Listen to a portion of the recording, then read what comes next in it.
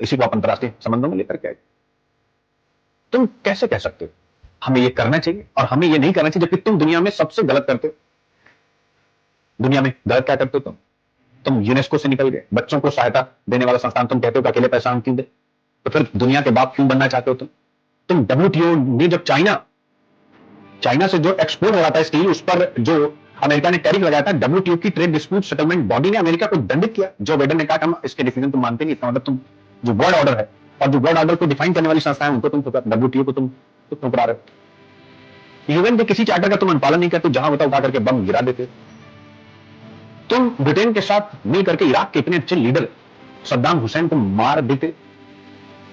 मेरे बच्चे, सद्दाम हुसैन आज होते ना तो ये इलिया सिराज जो ISIS ये सब इस प्रकार के ऑर्गेनाइजेशन कभी उदित होते नहीं। मैं मानता हूं कि वो भी तानाशाह थे, लेकिन जिस आधार को बना करके सद्दाम हुसैन पर अटैक किया गया कि वहां बायोलॉजिकल वेपन्स हैं, केमिकल वेपन्स हैं, बाद में टोनी ब्लेयर साहब ने यूट्यूब पे पढ़ा हुआ है, अमेरिका के जो यूके के उस समय के PM थे, जिन्होंने अमेरिका के साथ मिल करके सद्दाम हुसैन की बैंड बजाई, पूरे खानदान को आपने निपटा दिया। उन्होंने कहा कि वहां कोई भी बायोलॉजिकल या केमिकल वेपन्स नहीं थे।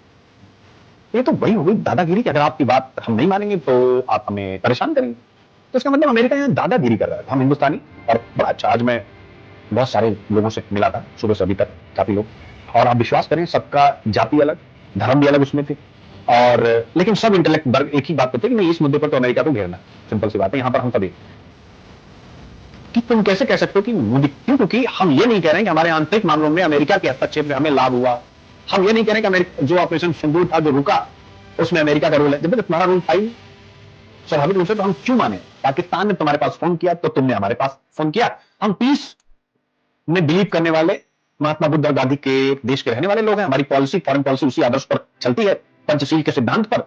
तो स्वाभाविक है पंचशील सिद्धांत के तहत हमने जो है अपनी तरफ से इच्छा जता दी। भाई आप कॉल आई कि वो शांति चाहते हैं, हमारा टारगेट पूरा हो गया था, हमने कहा ठीक है भाई।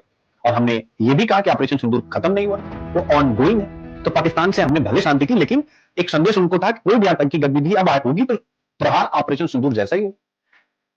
अब ये उस बड़बोले व्यक्ति को तो पसंद नहीं है, अनाप शनाप। खैर हम लोग उसके लिए इमोशनल नहीं होना चाहिए। आप ये मत समझिएगा मैं इमोशनल कोई टॉपिक पढ़ाता हूं, नहीं। आपको ये सारी चीजें जो कहानियां बता रहा हूं ना, आपसे ये प्रश्न पूछे जाते हैं इंटरनेशनल एथिक्स पे, आपको एसे पे, कभी मान लीजिए यही प्रश्न जैसा भी मैं आपसे करूं, आप उसी नदी में दोबारा नहीं उतर सकते। You can't step twice in same river.